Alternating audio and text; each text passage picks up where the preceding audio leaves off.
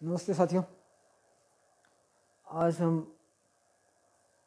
पृथ्वी के बारे में जानेंगे कि पृथ्वी की शेप कैसी है, उसकी मैपिंग कैसे होती है, उसके ऊपर अक्षांश क्या होता है, इक्वेटर क्या चीज़ होती है, और ट्रॉपिक ऑफ कैंसर और ट्रॉपिक ऑफ कैप्रिकॉर्न और आर्कटिक सर्किल और अंटार्कटिक सर्किल क्या होते हैं, और लॉन्गिट्यूड क्या होता है, इसके बारे में जानेंगे कि इनका क्या महत्व है, ये भी जानेंगे। तो पृथ्वी है कैसी? पृथ्वी को ज़्यादातर लोग जैसे देखते हैं कि भाई समतल नज़र आती है दूर तक, तो सोचते हैं कि भाई समतल ही होगी, परंतु वास्तव में पृथ्वी कैसी है और पृथ्वी कैसे घूमती है, हमारे को घूमती भी नज़र भी नहीं आती, हमारे को गोल भी नज़र नहीं आती। तो अगर पृथ्वी को वास्तव में हमको गोल देखना या उसको ये चेक करना कि वास्तव में पृथ्वी गोल है या नहीं है, तो यहाँ बैठे तो या तो हमारे को अंतरिक्ष में जाना पड़ेगा या फिर समुद्र के किनारे जाना पड़ेगा। अंतरिक्ष में जाने में तो बहुत पैसा भी चाहिए और समय भी चाहिए और हौसला भी चाहिए, अप्रोच भी चाहिए, परंतु समुद्र में जाने, समुद्र के किनारे तो हम आसानी से जा सकते हैं थोड़ा पैसा खर्च करके, जो दूर रहते हैं। और जो समुद्र के किनारे रहते हैं वो तो वैसे ही इसको अनुभव करते हैं कि पृथ्वी गोल है, क्योंकि समुद्र के किनारे खड़े होके जो जहाज़ दूर से आता हुआ नज़र आएगा, शुरू में तो वो दिखेगा ही नहीं, और दिखेगा तो उसका ऊपरी हिस्सा दिखेगा, सिर्फ ऊपर की नोक नोक दिखेगी। और जैसे जैसे समुद्र के किनारे नज़दीक आता जाएगा वैसे वैसे ऊपर से बढ़ता हुआ दिखाई देगा। तो उसमें क्या होता है कि समुद्र की गोलाई बीच में अड़ जाती है, मतलब जैसे पृथ्वी गोल है तो उसकी गोलाई यहाँ अड़ जाती है, जैसे पृथ्वी यहाँ से यूँ गोल है तो यहाँ ये समुद्र, यहाँ ये आगे आगे सारा समुद्र है, ये यहाँ सारा समुद्र है, और यहाँ ये किनारे पे कोई, तो यहाँ से जो पृथ्वी के ऊपर यहाँ से जो जहाज आएगा तो यूँ यूँ आता रहेगा। तो ये जो आदमी यहाँ खड़ा है, ये आदमी यहाँ खड़ा है मान लो, तो इसको क्या करेगा, इसको यहाँ ये बीच में ये चीज़ अड़ती है, पृथ्वी अड़ती है, पृथ्वी की गोलाई अड़ती है, तो उसको यहाँ से दिखाई देने लगा। ये जहाज़ यहाँ किनारे पे यूँ आ रहा है, किनारे की तरफ आ रहा है, तो उसको पहले यहाँ इसका टॉप दिखाई देगा, फिर इसका किनारा दिखाई देगा, ऊपर से मतलब ऊपर से बढ़ता हुआ दिखाई देगा, और यहाँ तक आते आते उसको पूरा जहाज़ दिखाई देने लग जाएगा इधर तक। तो इससे ये स्पष्ट सिद्ध होता है कि पृथ्वी वास्तव में गोल है।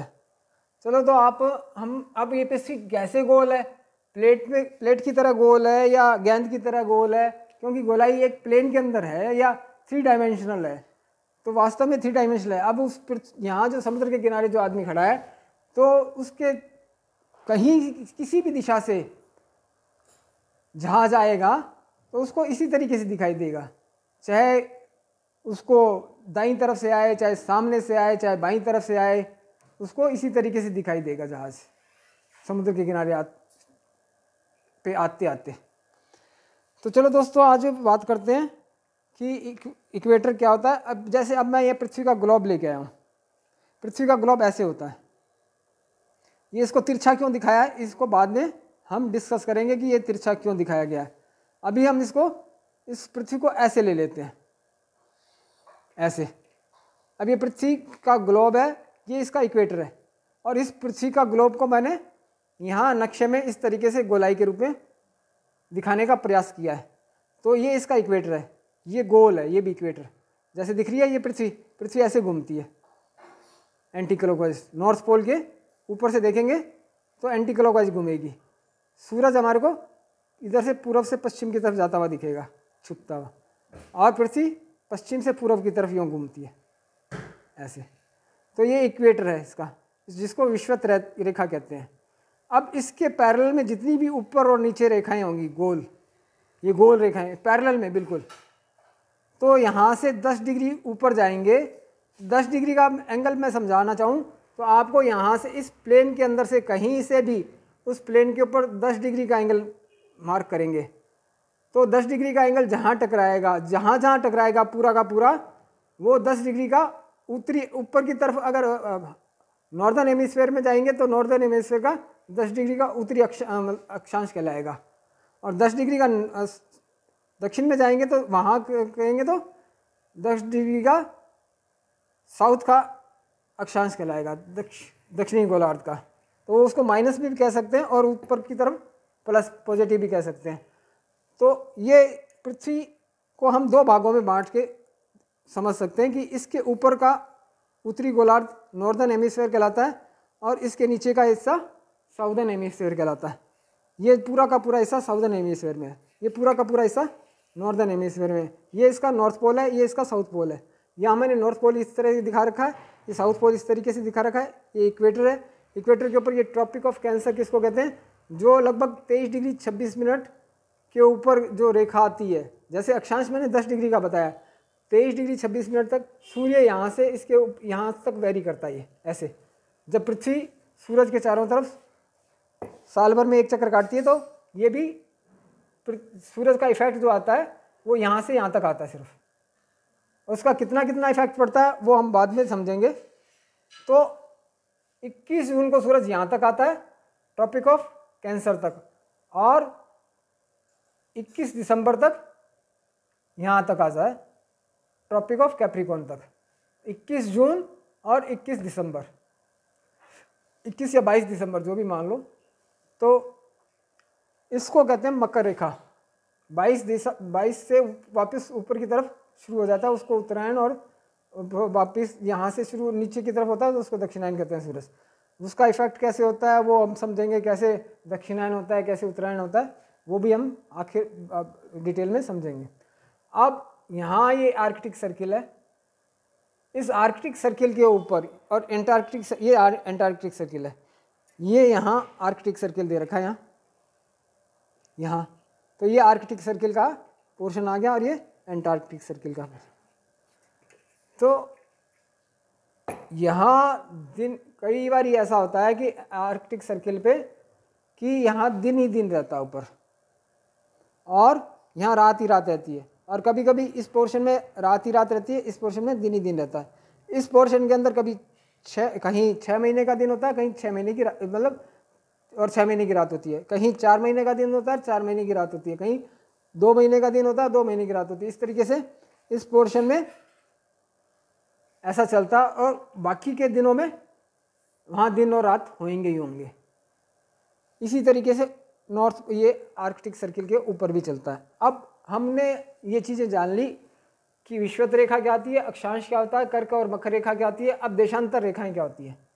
देशांतर रेखा वो रेखा होती है जहाँ सूरज का जब दोपहर का टाइम होता है या कहीं भी टाइम होता है तो वो जिस रेखा के ऊपर सूर्य के ऊपर 12 मतलब यहाँ परपेंडिकुलर गिर रहा है, यहाँ परपेंडिकुलर आ रहा है सूरज की किरणें, और यहाँ उसका मैक्सिमम एल्टीट्यूड है, तो इस पूरी रेखा पे मैक्सिमम एल्टीट्यूड दिखेगा इस टाइम दिन के 12 बजे, तो उसको लॉन्गिट्यूड कहते हैं। लॉन्गिट्यूड मतलब अलग अलग रेखाएं जहाँ समय एक ही होता है।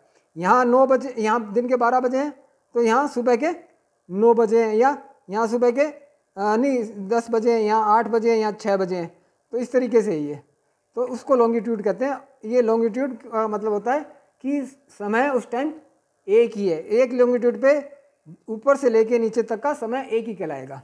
यहाँ से लेके यहाँ तक 12 ही बजेंगे, यहाँ से यहाँ तक लेके 10 ही बजेंगे, यहाँ से लेके 8 ही बजेंगे, यहाँ से लेके 6 ही बजेंगे, यहाँ से लेके यहाँ तक 2 ही बजे होंगे, यहाँ से लेके शाम तक 4 ही बजे होंगे, और यहाँ से लेके शाम के 6 ही बजे होंगे। तो ये पूरा का पूरा लॉन्गिट्यूड का मतलब ये होता है कि हमने पृथ्वी को इस तरीके से ऊपर से नीचे कि भाई उसका समय के हिसाब से, अब अगर हमारे को किसी देश का समय डिसाइड करना होता है तो वहाँ का एक ऐसा लॉन्गिट्यूड सेलेक्ट करते हैं जो बीचों बीच होता है उस देश के अंदर भी एक ऐसी जगह रखते हैं कि वहाँ से IST लेते हैं। यहाँ भारत के अंदर उज्जैन से IST डिसाइड करते हैं, इंडियन स्टैंडर्ड टाइम। उसके इस तरफ जाएंगे तो भी इतना ही टाइम रहेगा, और इस तरफ जाएंगे तो भी इतना ही टाइम रहेगा भारत में। जैसे हम पूर्व की तरफ जाएंगे मिजोरम मणिपुर की तरफ, तो अगर भारत में 10 यहाँ भी बजे हैं तो पूरी जगह 10 ही मानेंगे, परंतु वो वास्तव में 10 नहीं बजे होते, क्योंकि जैसे भारत की पोजीशन ये है, तो भारत में ये इसकी एक लॉन्गिट्यूड मान लिया, यहाँ उज्जैन से निकलती हुई रेखा है।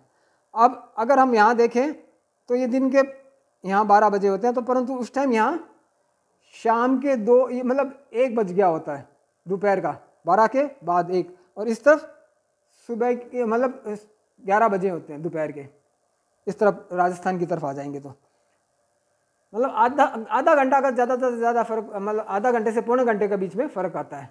यहाँ मैंने 12 बजाए तो वहाँ हो सकता है 11:15 बजे हो मिजोरम मणिपुर की तरफ, और इस तरफ